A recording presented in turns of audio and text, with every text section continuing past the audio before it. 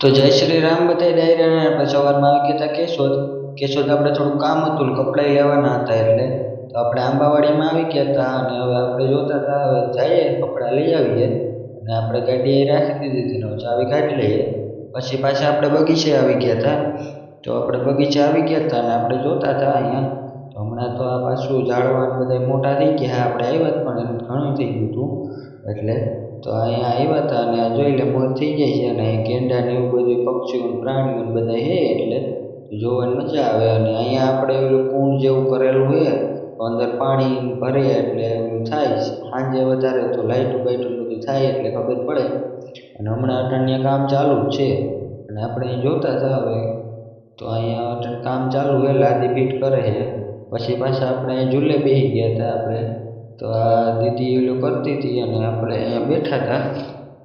તો હવે અહીંયા બધા ઝાડવા ને બધું ઓલું હતું ને ઝૂલા ને બધું એવું બધું હતું પછી પાછા આપણે ઘરે આવી ગયા ઘરે આવ્યા એટલે આપણે બે મોટરનું લાઇટ વહી ગઈ એટલે સવારે લાઇટ આવે એ પૈકી ચાલુ ન થઈ જાય એટલે ઓટોમેટિકમાં જ બી કાઢી લઈએ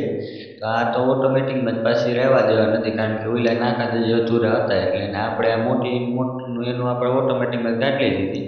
તો આપણે બે ખેતરોમાં એક મોટરું જાય છે એટલે બેમાં પાણી ચાલુ હોય એટલે અત્યારે જોતા અત્યારે તો પાણી નદી આખી ભરી એટલે હેઠું નથી જતું છોડ બરોબર જાય છે